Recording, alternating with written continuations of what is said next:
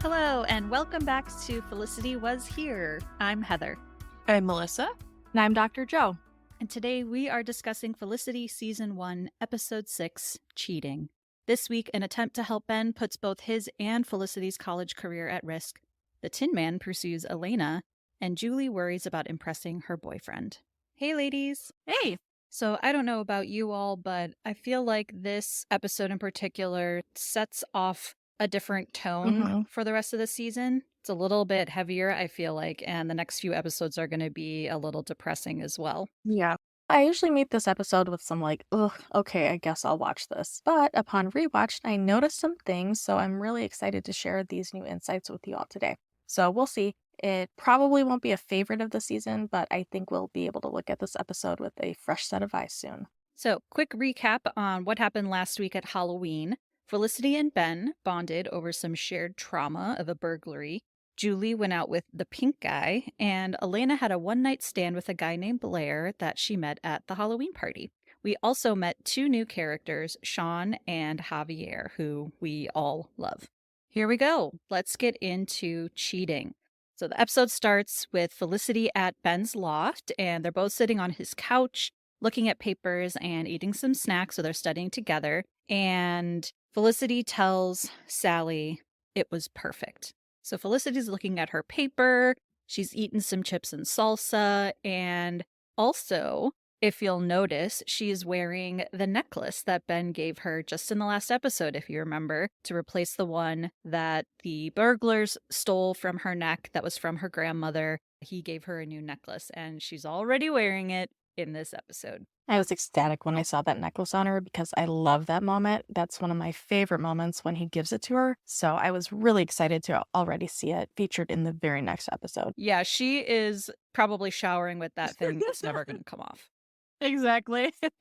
So then Ben starts staring at Felicity very intently, and he's looking kind of thirsty at her. Felicity notices that he's staring and says, "What?" And Ben replies, "Hold still." And they lock eyes, and he leans in toward her. He gets so close to her face, and then he flicks her on the teeth and says that there was cilantro from the salsa. So that burst her bubble a little bit. And so then they just proceed to talk about their English papers, and Ben says that he thinks his is pretty good. And Felicity offers to proofread his and hand them in together, and he takes her up on that. In all my rewatches of the show, because we are now over analyzing this scene finally made me come to the realization that maybe Felicity is an unreliable narrator. Yes, I think that's a great insight, and I totally agree. Because who looks at someone like that when they have food in their teeth? And maybe this whole scenario is just how it looked in Felicity's head. Like, she's relaying this scene to Sally, and in her mind, Ben was getting really close to her and leaning in for a maybe kiss, but then just at the last minute, he flicks something out of her teeth. But maybe the reality was that Ben just kind of squints a little extra hard and says, "Oh, you got shit in your teeth." I've never thought about it that way, but that makes sense since it was so exaggerated. Yes. So ridiculous. Yes, exaggerated, definitely. But this was one of my only hottest Ben moment of the episode, since all the other Ben moments were kind of depressing this episode. His little intense look he gives her, even if it's just in her head, was super hot. So yeah, props to Ben for his sexy teeth flick. I wholeheartedly agree with that. So Ben gives her his paper. He walks her to the door, and again, there seems to be a lot of sexual tension at his door. She's kind of standing in front of it and reaches behind her to open the door for her, and again, gets super close to her face. Yeah, she was just in the way. He just couldn't get to the door because she was standing right in front of the super doorknob. awkward. And be like, Like, move. please leave. Yeah, I'm ready for this night to end. Goodbye. So as she leaves Ben's place, she tells Sally, "See? Perfect.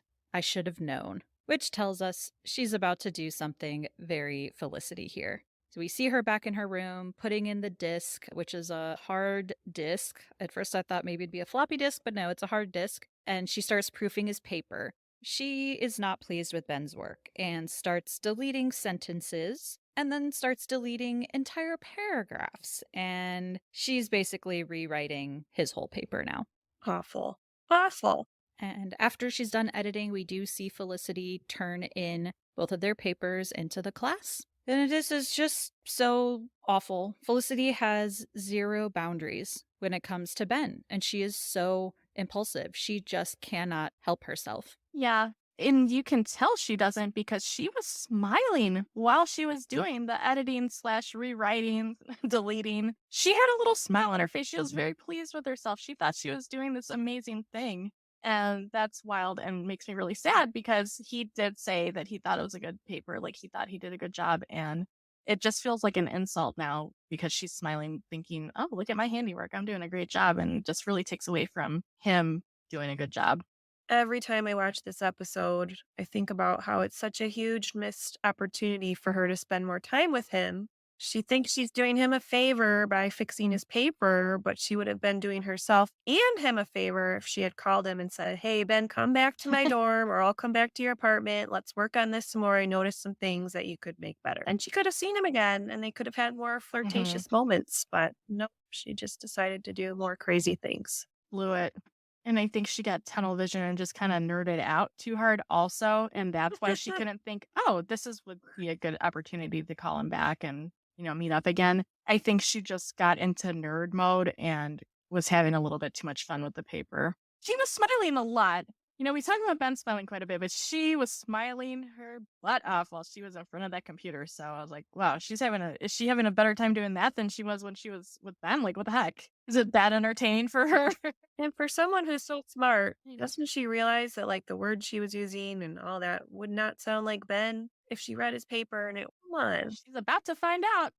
In the cafeteria the next day, Felicity's with Julie and she's dishing on everything that happened with Ben. And Julie says that him touching her teeth means something. Julie says, "I've gone out with guys for weeks who never flicked my teeth." And the lunch lady overhears and tells them that teeth are the most sensual part of the body. And I think this whole conversation is weird now for Felicity to be dishing about Ben to Julie. Like, Julie went on a date with him. She also liked him. Now I guess she's with Pink Guy, but I think it's weird that now Julie's giving her advice on the deeper meaning behind Ben's actions. Yeah, and I don't know if it's because Pink Eye is on the scene now and taking up some space and it's a distraction from that, or if it's just more conflict avoidance on Julie's part, so she's not trying to be awkward anymore about it. I don't know. It's weird. Yeah, she's too obsessed with Pink Eye to really care about Ben anymore because Pink Eye's obsessed with her and she likes that. She likes when guys are obsessed. Then Pink Guy comes up to them in the cafeteria and tells Julie that she can't cancel on him. Apparently, they're going to see a Russian movie called Solaris, that is like 5 hours long. And Pink Guy had a dream that she canceled on him. So he's like, "You can't cancel." And she says she's not going to. So he's excited and leaves. But Felicity then warns Julie that Solaris is super confusing, that she tried watching it a while ago and could not understand what was going on, and just it's 5 hours of hell basically. And Julie starts to panic because she's like, well, obviously this is a test that Pink Guy is giving her. He's the film school bro. He's out to prove that he knows what cool movies are, and now she feels like she's going to look like an idiot if she can't hang with him and watch these quote unquote good movies. Yeah, so that makes me think maybe he's not actually testing her. I think it may be just her heightened tendency to have insecurity and kind of be unsure of herself. So she may be perceiving it as a test, but it may not actually be a test. And it also stinks that they're not doing things that both of them enjoy, like doing music related stuff. Like it always has to be movie stuff. It's not balanced. So that stinks. But I think that also is not just because of him, but because she's not being more assertive about what she wants to do. Yeah, I mean, they already did The Exorcist. She did his movie review and was giving him feedback on his movie. And now another movie. Like, plan a different date, dude. Like, do something that she likes. Go to a concert. I don't think he knows how. Yeah, I would love it if they went to a concert. Like she could do like an open mic night or, go see someone else or something. But I don't think he knows how to date. I think he just doesn't know how to try to be interested in a way that's satisfying for her too. Like, hey, this is a relationship. Let's do stuff we both like. I don't think he grasped that concept. Yeah. I don't think they want us to see like too much of them, like too much of their relationship progressing just based on future things, but I won't talk about it yet. Meanwhile, Elena confronts Noel because he's on her list for talking about her and Blair, who's the Tin Man, to the other residents. Apparently, she was in the bathroom and someone started singing Somewhere Over the Rainbow at her. That was pretty clever. But Noel says that maybe the Tin Man is the one doing the talking because he really doesn't care who Elena dates or sleeps with. And right then, Blair comes up to her as well. And she kind of tries to dodge him. He wants to come by, grab a bite with her. He's asking her out on a couple dates. But to me, it feels like Elena's almost acting like she's insulted, but she does say yes to him, to Blair, begrudgingly, but she says yes. And Blair asks Noel, like, is she always like this? And he says yes. He's so funny because he's like standing watching Blair ask Elena out, and he's watching them like with his arms crossed, wearing his robe because he must have just woken up or something. It just looks so funny. Like he just looks like that old guy watching the kids be stupid. But I think he looks cute. I don't think like old guy, whatever. But I didn't think she was annoyed or insulted or upset. I think she was just really uncomfortable and uncertain because I think she likes him. So I think she's just kind of uncomfortable. And it's just another funny contrast to show how differently Elena and Felicity approach their relationships, where Felicity's reading into everything and really, eager, and Elena's very standoffish and guarded. 100%. Now back to English lecture.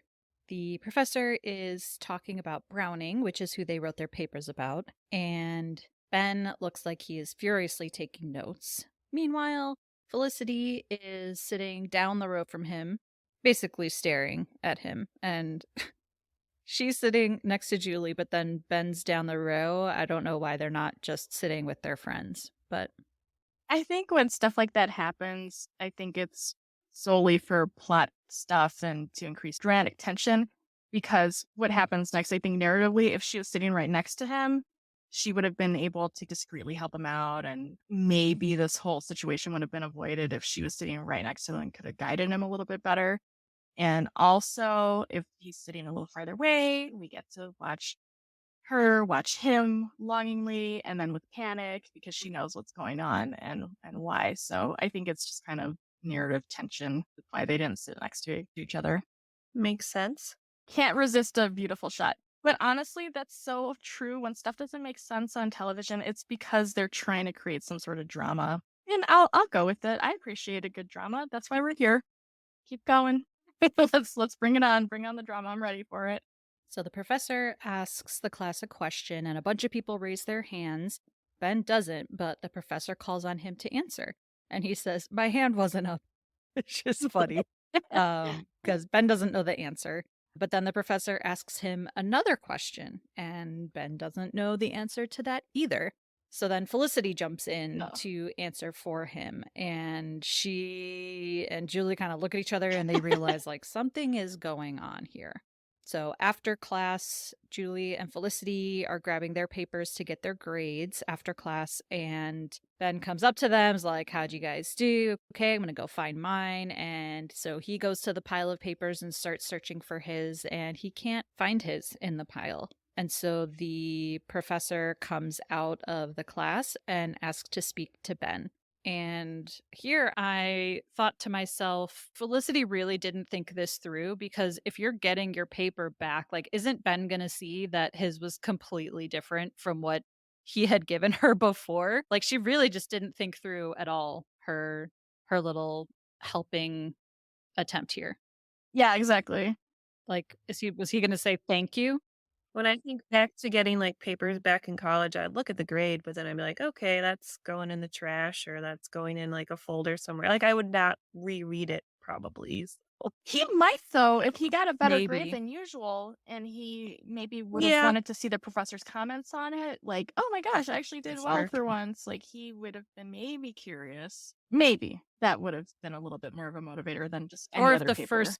first page even just looked kind of different. Like if you notice new paragraphs in a place you were, maybe I'm just a nerd, but I feel like I would have maybe noticed that this Yeah. chunk of text just It's looks shaped different. differently. Yeah. Yeah. I probably wouldn't notice But it. But I anyway, like writing, so yeah, I absolutely would exactly, have flipped through and went, exactly. "What did they say? What did they think?" Yeah. I would have been a little bit on the more Felicity end of the spectrum, probably. Ah, Probably depends if the professor, like, wrote comments in the other pages or, Yeah. like, underlined yeah, anything, or if it was just literally a letter grade on top, but boring. I want either feedback. way yeah. Either way, Ben does not get his paper back. He can't find his in the pile. And the professor comes out of the classroom and comes up to him and asks to speak with him privately. So Ben goes into the classroom, Yikes. closes the door, and the professor, yeah, yikes. And the professor says basically that he liked the paper. Ben was like, okay, I don't, good. Like, I don't get what's the problem here. But the professor said that is the problem. Ouch. Yeah, I thought that would Mm. hurt so much because the idea that Ben Covington could write a good paper is so unbelievable that the paper's like, suspicious, that's sus, we gotta have a talk, we gotta investigate. And he was correct though, because he didn't write it, True. but for Ben to get another message of not being good enough, that's just gotta be another blow to his already low self-esteem. So that was a huge bummer to see.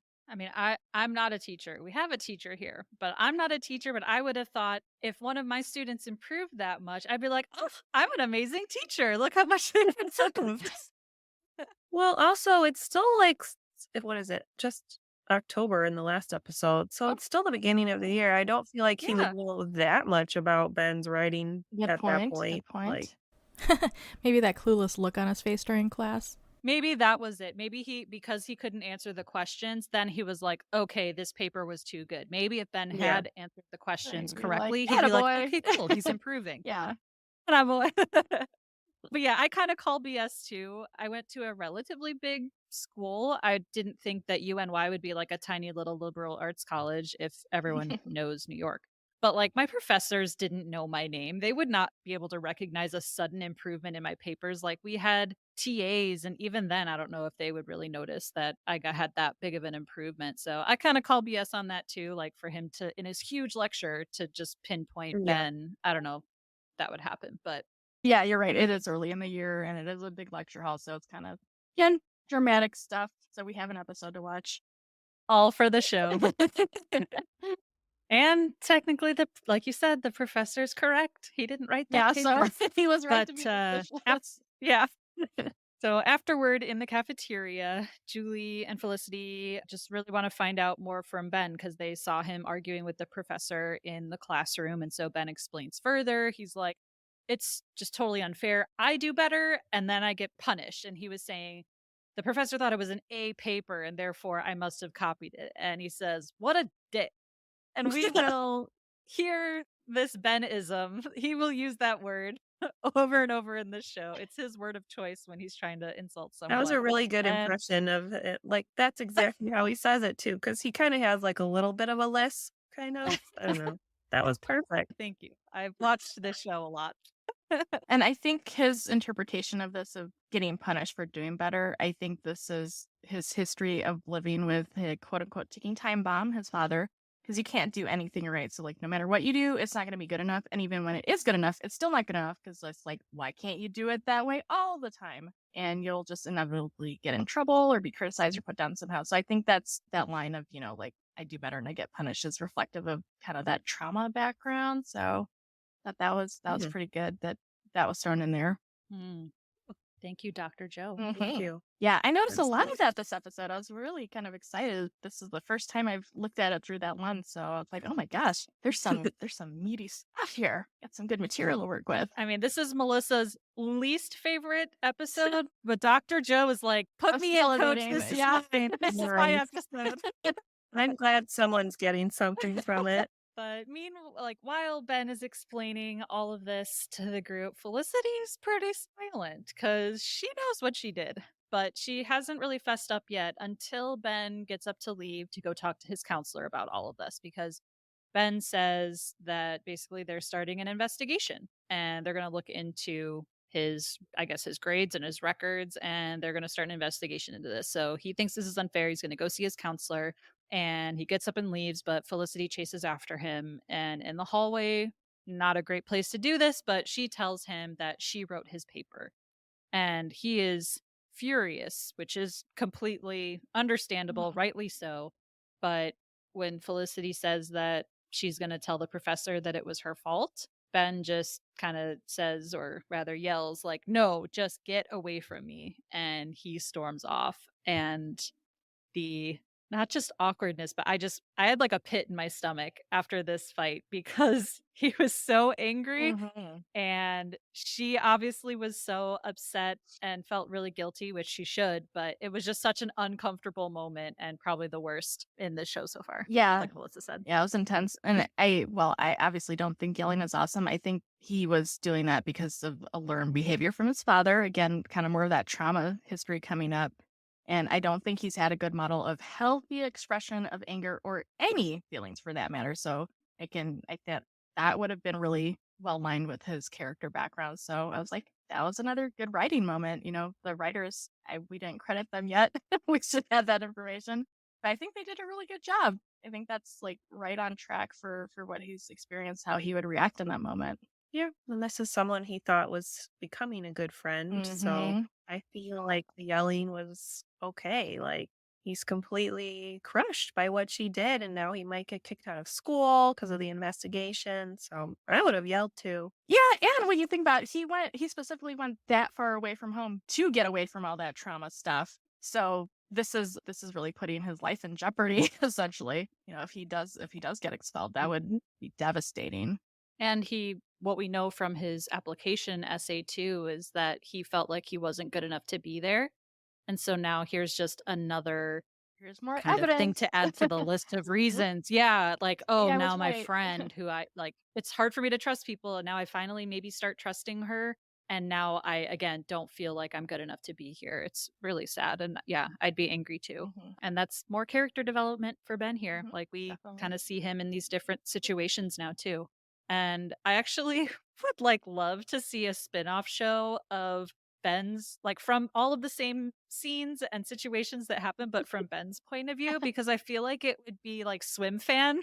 Like, it'd be a horror show that shows this stalker following him to New York City and just like ruining his life at every chance possible. Like, she is literally ruining his life at this point, Yeah. and it's nuts. I like this, Heather. It just, like, shows him at the track, and he has this, like, feeling that he's being watched. That's why Right, he right? that's why he does I just thought of stream. Swim Fan. It'll be like Track Fan, and that'll be the show. Oh my gosh. I think that's gonna be the reboot that we didn't know we needed or wanted, Oh, that's but a good idea. We should start a petition, like an online petition. JJ, Get on call it. us. Call us. Let's have a meeting. Ugh. So after that uncomfortable situation, we go back to the mailroom, the hot pickup spot at college, and Blair is still chasing after Elena as she's getting her mail. He comes up to her, asks her to get coffee, asks her to hang out after chem lab. Like, literally, he's like, anything, I'll do anything. Like, let's just hang out. He wants to hang out with her. But Elena's pretty non-committal. She's like, oh, we'll see. I don't know. So Blair says, okay, this one Chinese restaurant? We're going there to dinner at 8 o'clock tomorrow night. If you're not there, I won't bother you again. And Elena says, okay. So we think they have a date coming up.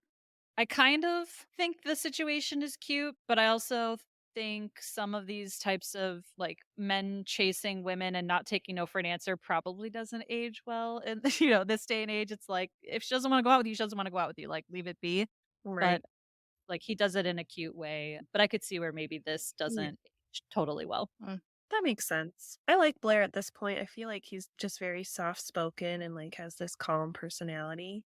If he had a different personality, like more pushy, I don't know, then maybe I wouldn't like it, but he just seems like a nice guy at this point. Yeah. Yeah. I have more thoughts later. Okay. Speaking of cute boys, Felicity runs to Noel, of course, to tell him what she did to Ben's paper. And she seeks his advice. And he's like, hold on a minute. He runs to go get his RA handbook and brings it back to show Felicity, just to show her how serious plagiarism is at this school. And that what she's done could mean suspension and even something that would go on her permanent record. But not just her, also for Ben. And Felicity's kind of like in one ear out the other. She's like, I still think no, I still think it'll be fine because she lives, I don't know, head in the clouds. But Noel's like, no, no, no, no, please just don't do anything. Don't go to the professor and say you did this. I'm going to go do some recon and find out what all of your options are because this could be a way bigger deal than you think it is, Felicity, in your little mind right now. Yeah, I don't understand how a goody goody like her cannot comprehend this and not understand how horrible and wrong this is because she's a rule follower. There's no way she doesn't understand this. Intellectually, she's got to know better that she would have never done something like this in high school, presumably, right? Like like how her roommate had kind of chastised her for being like so boring and straight laced and all those things, and she's like, yeah, I am.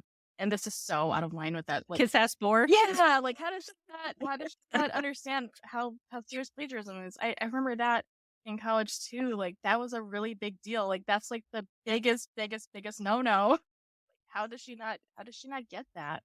You know what? She's in love and her frontal lobe isn't fully developed yet. Doesn't happen till you're what, 25? Mm, This is So true. both of those things combined just equal craziness. Ben's in for a wild And ride. this was Yeah. I think at this point, Felicity's probably lived a pretty privileged existence. She's an only child, white, upper class, probably upper middle class, maybe Mhm. family. She probably doesn't realize that there are really huge consequences for your actions, especially if she's never really broken the rules before. She might just not understand the gravity of what could happen because she's just been so sheltered her whole life. She can only play that card so many times, though, at some point. You have to follow the rules, especially her. I don't know.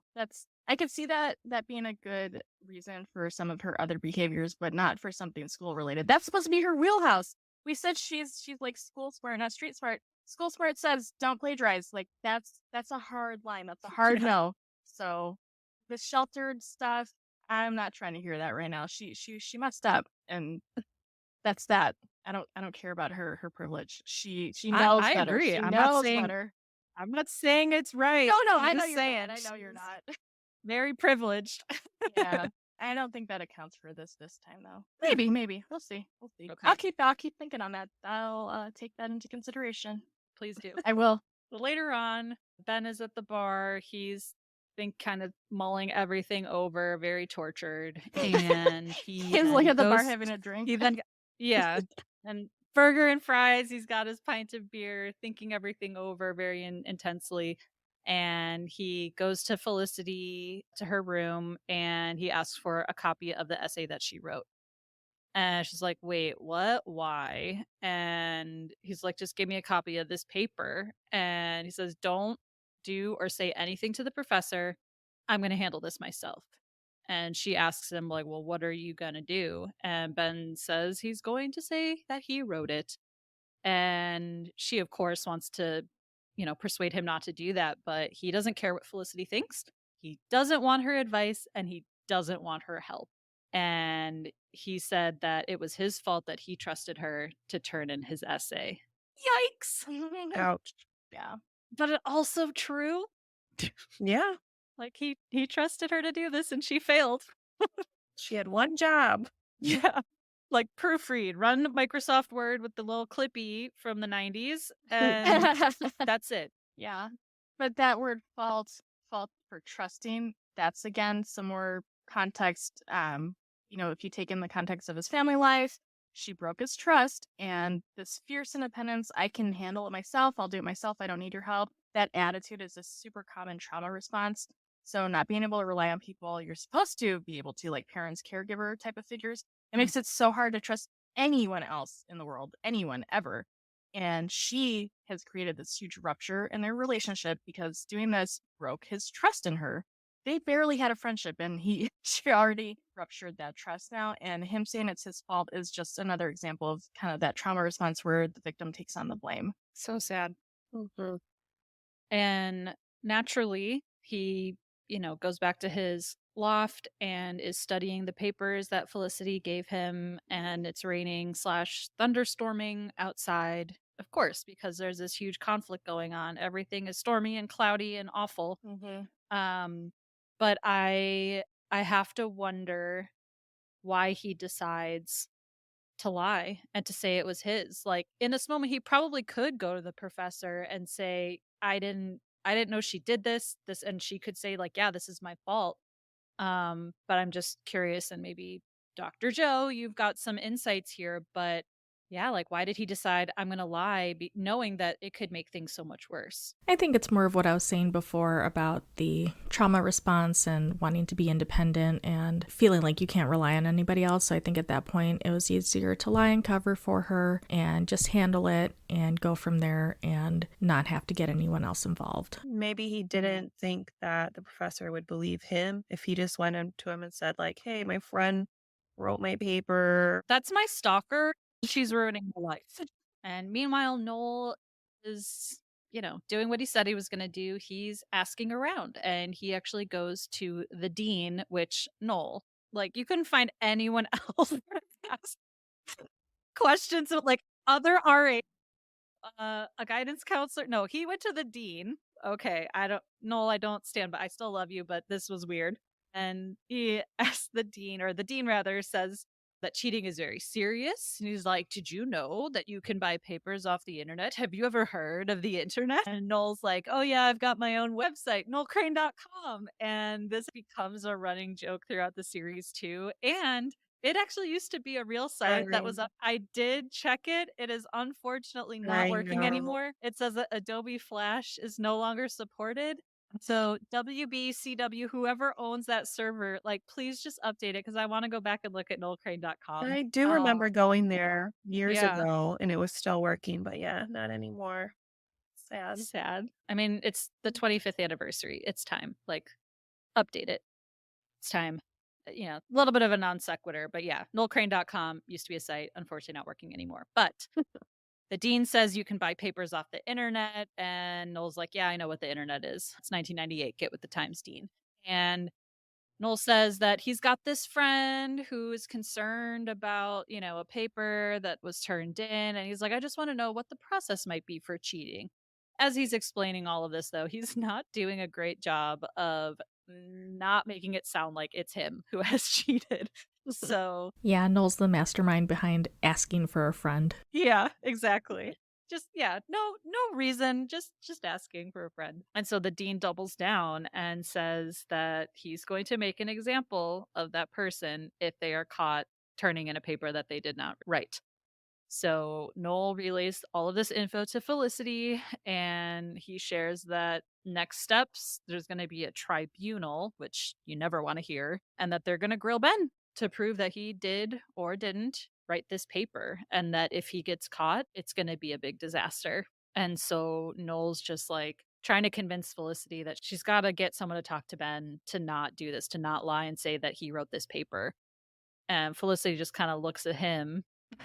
Noel's like, "Nuh-uh, not me. Like, Ben and I, we don't even like each other. What are you talking about? Like, I can't go talk to Ben about this." And Felicity says, I'll owe you one. And Noel responds, don't you already owe me one? And again, I just thought that was a cute moment because, yeah, in their friendship, Noel's pretty much always doing things for Felicity. He got her the textbooks, the chocolate, anything she wants, he'll do it for her. So she owes him a lot already, but he can't say no to her. He's such Noel a good is friend. Noel is Felicity's Felicity. So, in a predicament of her own, we should not forget Julie is stressed about her upcoming date with Zach, the pink guy, because they're going to go see this Russian movie Solaris. So, she goes to the video store to rent Solaris before her date with him so that she can maybe understand what the heck is going on when she actually goes on her date. And the video store worker, who, if you remember American Pie, he was Finch, who slept with Stifler's mom.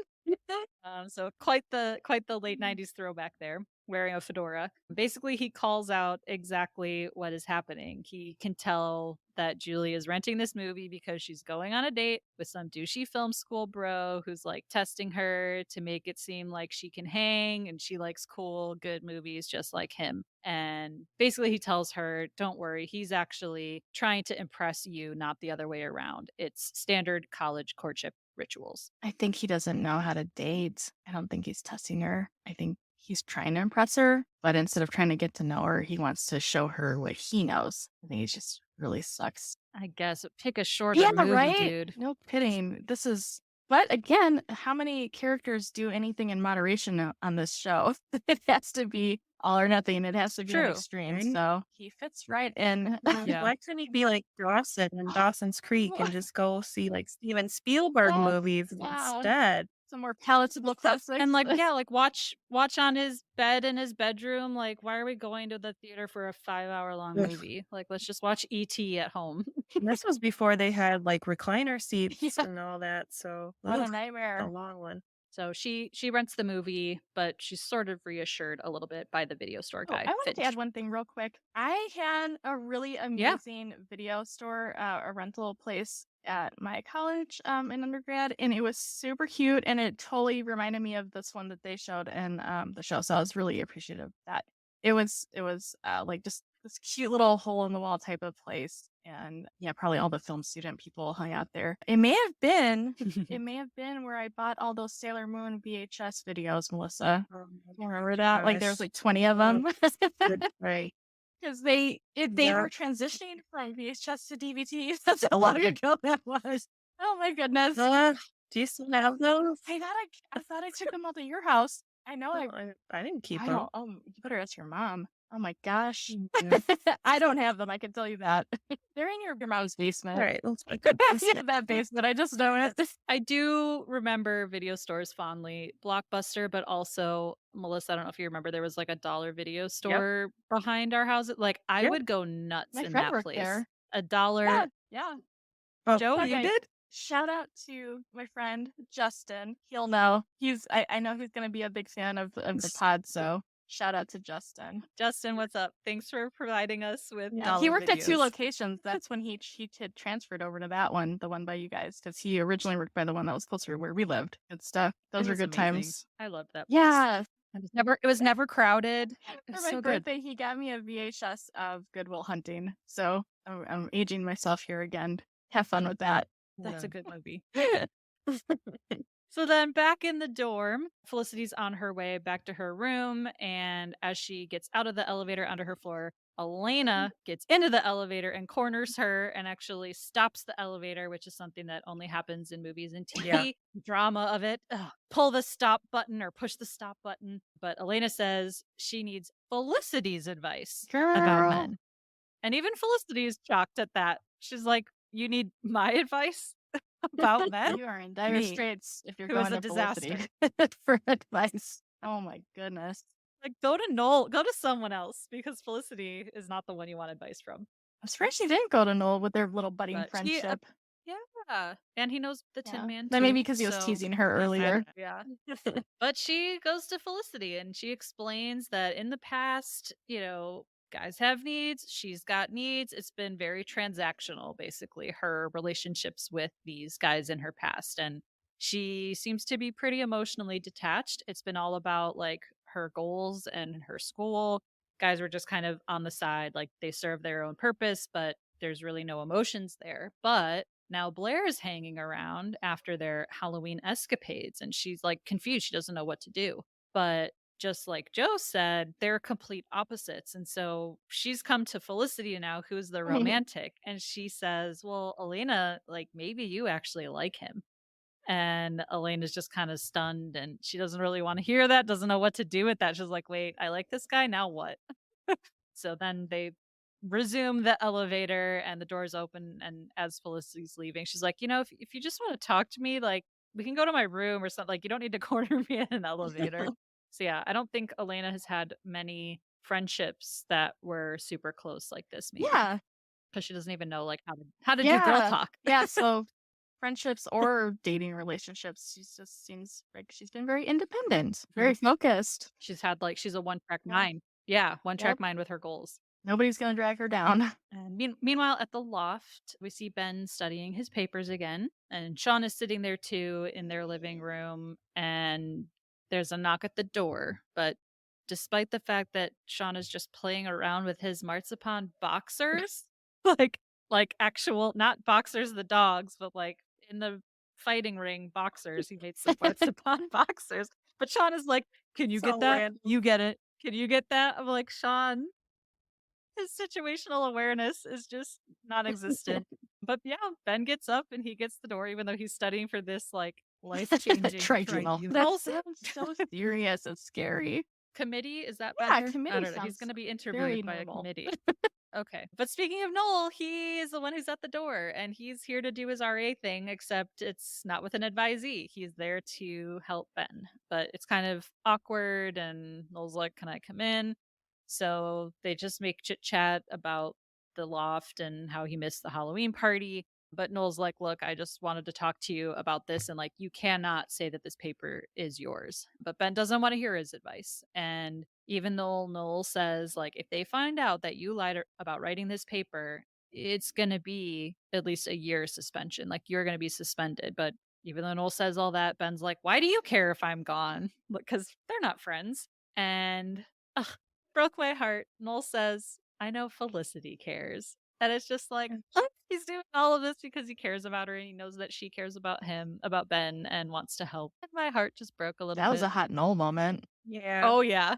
Yeah. Heather, you better just start doing hottest Noel moments of the episode. Okay. Hottest Noel moment of the episode. He's like, "I know Felicity cares." That's nice. Although, He's a great actor, and I love just the way he was delivering the lines and kind of observing those interactions and kind of teasing Elena. I think I like that scene a lot. So, oh and he's hot yeah, and he's oh, that's funny. And great. that was a Oh funny scene yeah, too. yeah, Yeah. This was like most caring Noel moment, and the other one was the I like funniest Noel it. moment. But maybe I'll think about future episodes what moments Okay, of Noel I Sounds want good. to do.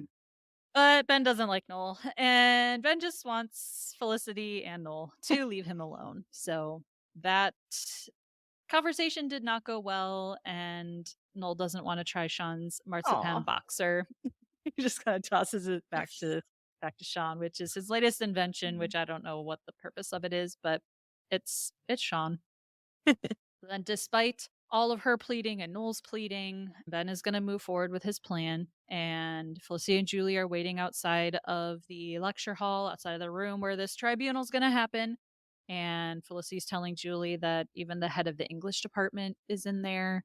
And they're just kind of waiting for Ben to come. And once he arrives, Felicity goes up to him and makes one last plea, like, "Please don't go in there. I will say it's me." And he instead is just like set on it. He's like, "Hey, that one thing you wrote in your paper, what did that mean?" Like he's gonna go forward with this. And I don't know. Did you guys think he was really gonna do it? I think he wanted to try. Yeah. I thought it was interesting how they asked him to define irony. Like, damn, I would sweat through that too. Right? How do you answer that? I don't know. Yeah. So then he goes in there and the professors are asking him all sorts of questions about irony and soliloquies. And like he's kind of sweating through it. He's stumbling on his words because to me, they're hard questions. And it's also a big But deal, so he probably can't think straight, even if he did know the answers. Like, it's so much pressure. gotta be nervous. Yeah. And, it is rough, but he's getting through it so far. But as Felicity and Julia are watching from outside the room, Noel arrives too and pulls Felicity aside, says, "Look, the dean called me." Like he's still convinced that either I wrote the paper or I turned it in or something. And he's trying to get Noel to confess to it. And the dean tells Noel that once the board gets involved with this whole investigation and situation, they're going to open up Ben's entire record and basically reevaluate everything, including his application essay, which we all know he actually lied about to get in. He doesn't have a brother. And if they find out he doesn't have a brother, he'll probably be expelled now. So Double this yikes. this is serious. I mean, it was always serious, but this is like worst case Yeah. scenario now. And Noel's like, "Felicity, you just have to tell the truth here. Like, he firmly believes that the truth is going to come out no matter what." And Felicity still hesitates for a second. She still hesitates what a there. chump. I'm like, "Girl, what are you What a doing?" disappointment. I was so disappointed. Why is this so hard? I don't know. Maybe she was holding back because she was trying to respect Ben's wishes. And maybe it wasn't her being like, I don't want to get in trouble. I think she just was trying to not piss him off even more at that point and trying to just see, like, maybe he can get through this. Like, let's just see. So maybe that's why she waited. That's true. Because he was. Yeah, it was I mean, he's in the room. He's struggling, but he's answering the questions. Like she he's could have getting potentially through blown it. it even worse. Like he would have gotten through it again. Like he would have done fine on the paper if she didn't intervene. Like maybe he'll do fine on the tribunal if she doesn't intervene. So she's just gonna wait. And then Rogalski asks a question and, another tough one, comparing Browning with something else, Hamlet or the Duchess, who the heck knows? I've never even heard Mhm. of these things. So Ben is thinking about it and he really doesn't know the answer this time. And in a shocking moment, at least shocking to me, he just up in a bit, he's like, I didn't write the paper. Like it just came out so fast and so sure. Like I was just surprised that in that Hmm. moment, he didn't still try and stumble his way through it. I was just really I think I've surprised. got an I didn't notice this before, but now as you're talking about this, I've said, "Oh, I think that's another kind of abuse dynamic thing." Sometimes the tension building goes on too long, and the person who is going to end up being a victim will go ahead and nudge it so it can you just get that blow up over with. And he just like, "Let me just have my punishment. I don't wanna draw this out any longer," kind of thing. Like, "Let's just have our blowout and move on." Mm. Like the cycles of abuse, like Mhm. the honeymoon stage, tension building, and then there's the blow up. So I think this was the tension building, and he was just like, "Okay, let's just do this thing. Just I'm in trouble. Like let's just have it." Ugh. This having you talk through all that, like, it's just an even more heartbreaking Yeah, episode now. It's yeah. just so sad. Ugh, even more upsetting. So he admits he didn't write the paper, and when he asks who wrote the paper, Ben still protects Felicity and says, I got it off some guy. I don't even know who he is. And in that moment, I was like, wow, is he still like why would he still in that moment protect Felicity even though she is at fault? Like he still was trying I mean, I'm not team Ben, but I still thought like, wow, that he must maybe really care about her because he doesn't also want her punished.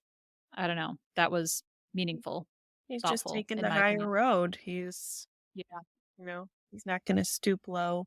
I think it also might have to do with whatever was going on at home. He probably had to protect his mother a lot, it seemed. Yeah. So I think he Mm. has a natural instinct to be protective of a woman. So even though she was involved and caused this whole thing to begin with, I think that's kind of hardwired into him too. And maybe also at this point, he really is just done with her, like done being friends, done with everything. So why bring Yeah. her back into Yeah. this mess? Maybe it's just like, I'm done with it. Like, I can't deal with her. I got it off some guy, whatever. Like, just Cut give your me some ties and move punishment, on. like you Yeah. said. Give me my punishment. Let's move on. Yeah. But now Felicity decides she's going to barge in and she admits that she did it. And the professor's like, what? You wrote his paper. You rewrote his paper. Why? Great And question. they kind of all take a beat. Yeah, it's just a very valid question. And when when there's just kind of a pause, no one's speaking, all of a sudden Ben pipes up in a very sad moment says, "Because I'm stupid." And that's just so sad. I'm even getting choked up a little bit thinking about it. Like he looks so hurt and after he says that, he storms out, and you really see why this action from Felicity hurt him so much because to him that meant, "You think I'm stupid." It's not like, "Oh, you were Hmm. helping me. Cool, thanks." Like, it's, "I don't think I'm good enough, and you think Yeah. I'm stupid." And he And runs again, with out. the background, I am confident he's been told he's stupid his entire life by his father. There's no way that hasn't happened. So I think it's extra painful because Felicity, up until this point, has demonstrated nothing but adoration for him. Like she wrote an essay about him and she followed him across the country. So she was the president of his fan club, but nope, she thinks he's a dummy. So that destroys the dream. It's over. Crushed. Like poor Ben. Yeah. Hmm. Devastating. And he did nothing to in this episode, like, he did nothing to deserve Mm-mm. any of this. It all just Mhm. happened on him, again, from his father. So then later on, we get some more moody slow motion shots, and Felicity is waiting on Ben's stoop for him. And as he comes home, probably from walking around the city, just thinking and brooding, she assures him that she told them that Ben had nothing to do with this. It was all her fault. She rewrote it. He never asked her. And then Ben asks her flat out, like, why did you do this? And this also made me sad and sympathetic toward Felicity. And I think that's like Carrie Russell's just such a great Mhm. actress that I do still feel bad for her at this point, even though she did do something wrong. But she explains that she's a geek and that growing up, school is literally all she had. Ben was popular. He had the track team, he had tons of friends. She literally only had school and getting straight A's. And she's like, it wasn't because I thought the essay was bad. It's just that's all she knows is to like get straight A's and write really good papers. And she apologizes again and says that the last thing that she would want to make him feel is anything less than amazing. So I do sympathize with her in this moment. Again, doesn't justify what she did. It was completely wrong, but she's also just so sad and Yeah. and like I was a geek in school, so like I get where she's coming from. It got like her passion for school got the best of her. That's her hobby. She was smiling too much though while she was doing it. I think she was a little bit too proud of herself, and it felt a little bit selfish. Like she's quote unquote helping him, but she was also feeling, oh, like I'm so awesome, I'm so smart. Like look at this amazing new thing I'm doing to his paper. It's just she was a little bit proud of herself too. It's like she was her own biggest fan in that moment, not his biggest fan. So it was still selfish. But again, that's because that's all she has. That's all she's gonna have if she keeps acting up like She's this. not a 100%. But I mean, you can tell she's very remorseful in that moment. I mean, she has been the whole episode after they get found out, but yeah, again, doesn't justify what she did for sure. Then back at the dorm, we see Elena come back again through that elevator, and Blair's waiting for her in that lobby of their floor. And he brought her some takeout, Chinese takeout. And she apologizes because apparently she was at the library and in line for some book. I don't know. She's like, if I got out of line, I wasn't going to get to read this book. And I had work to do. She's always got work to do. She's like, I can't do Halloween. I got work to do. And so she can't go on dates. She's got work to do. So she clearly missed the dinner. And Blair makes a joke. He's like, oh, it's okay. I met this guy. And he assembles puzzles and goes into this whole thing. And he's clearly trying to make her feel bad about not showing up. And he goes into this whole thing about how he likes her, even all these little quirks and faults that she has. He likes that, but he doesn't like the Elena that pushes people away because she's afraid. And I think like he looks really cute in his turtleneck sweater, but overall, I don't love this. Like I said, like I don't think the situation ages super well. He said before that if she did not show, he wasn't going to bother her again. Yet here he is bothering her again. And it's like maybe she just doesn't like you. Like I know for the sake of the story, she does Mhm. like him and she's just scared. But he doesn't know that, and maybe she did just want a one night stand to get her needs met and then move on from Halloween. Like, this is college, why does it have to be something more? So, I didn't like I think he's cute and he's very sincere and he clearly does like her, but if he said he wasn't gonna show up again, he wasn't gonna bother her, and he is bothering her again. Okay. And at the same time, this entire show is about Felicity pursuing Ben over and over and over, and we're all okay with that. Like that's why we're watching this show. No, We're not though. I She know. crazy. What do you mean? Like, We're not it though. definitely comes out differently than the man as the pursuer, and that's not fair. So that's why I'm so hard on Felicity sometimes. She's Yeah. a fan. That's why I'm so hard on her because there's a lot of cringe that she does, and we wouldn't give her any grace if the show was called Ben and he was the one who followed her across the country. We were watching him, do all these antics and shenanigans and cringe stuff. Like we'd be so much harder on a male character than we are in Felicity.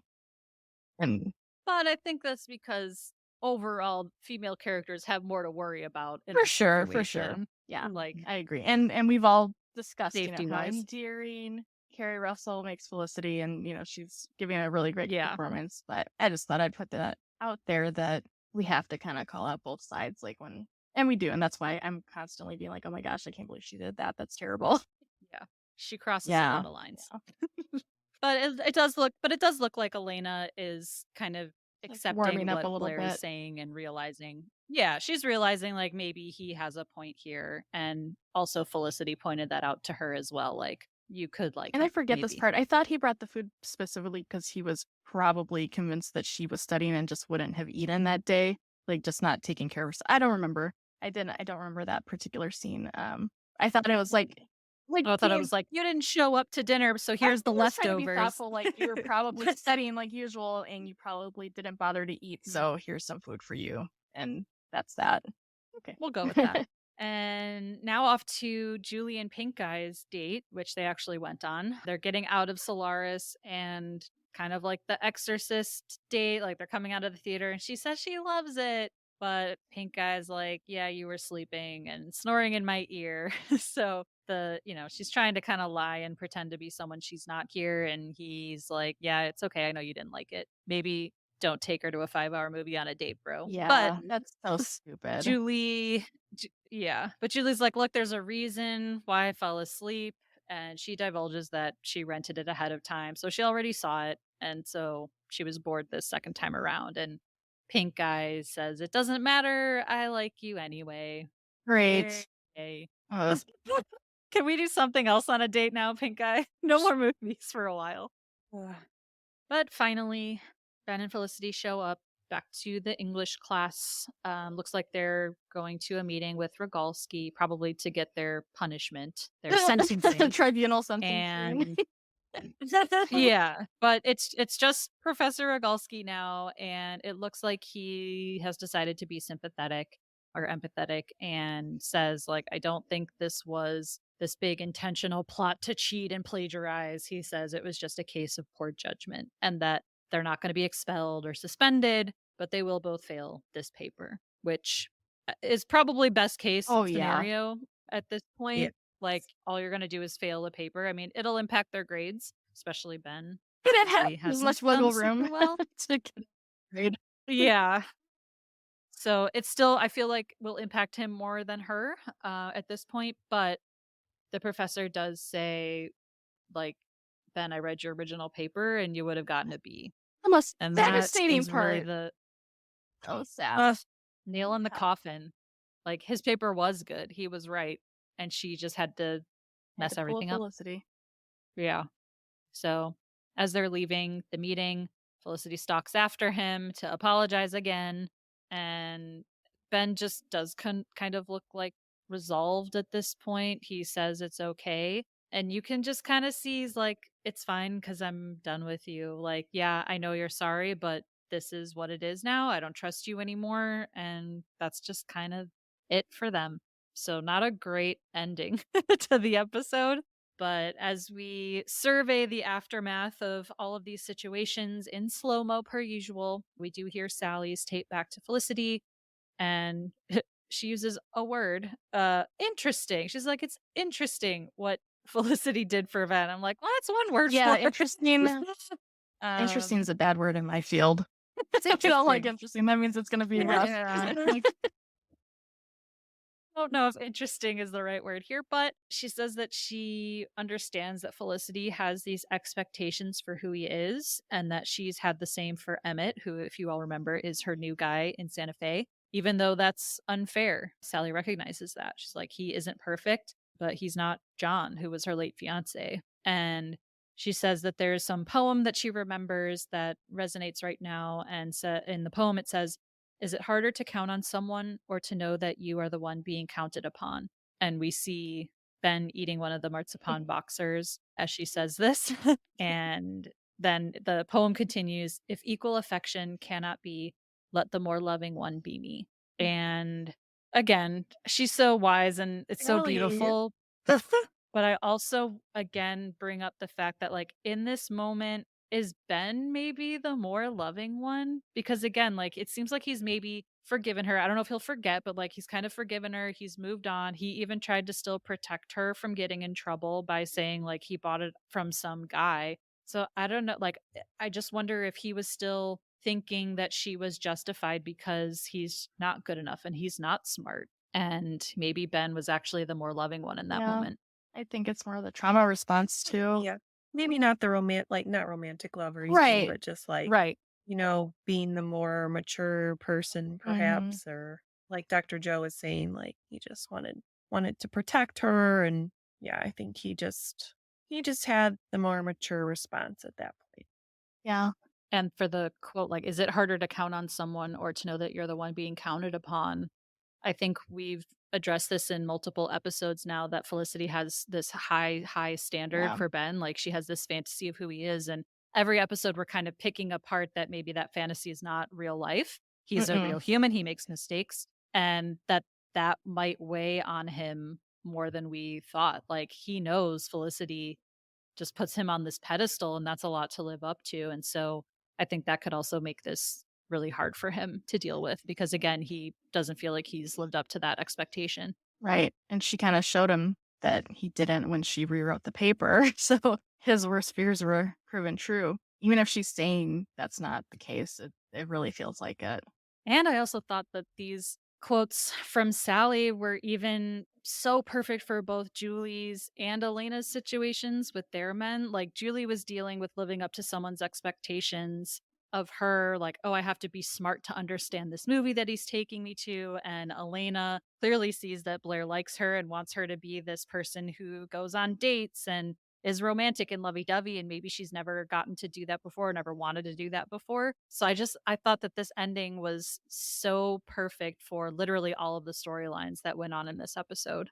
And who among us hasn't changed our personalities or interests for a crush, especially Mm. at that age? Like, I think this whole episode, like, it's a lot of growing up that needs to be done, realizing who you are and just being confident in who you are and not needing to change yourself for someone else. And I think like Ben is struggling with that. I think Julie and Elena, I think they're all just like struggling to figure out who they are and realizing that you don't have to live up to anyone else's ideals for what you need to be or who you need to be. Right. And not forcing other people to live up to your ideals either. Yeah. So that was a good episode, right?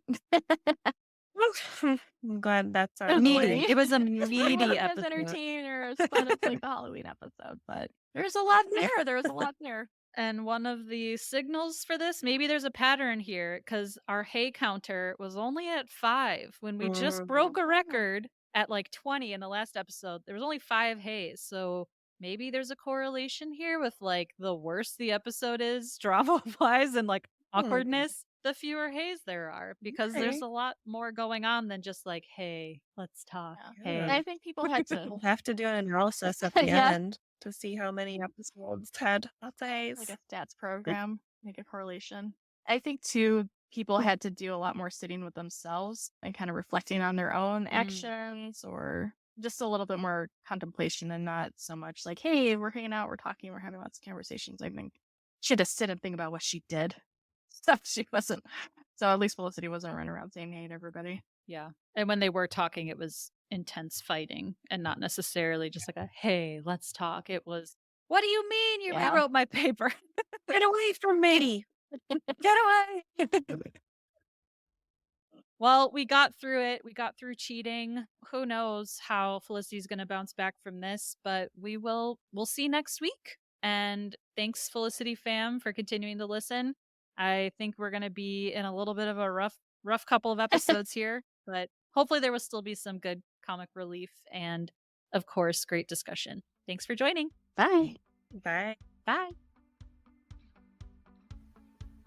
Felicity Was Here is produced, written, and edited by Heather, Melissa, and Dr. Joe. You can find us on Instagram and TikTok at Felicity Was Here Pod. If you're enjoying the pod, please leave us a review and help us spread the word. We appreciate you and would love to hear from Felicity superfans like us.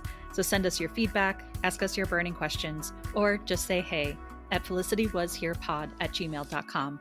We may even read your note in a future episode. Talk to you all next week.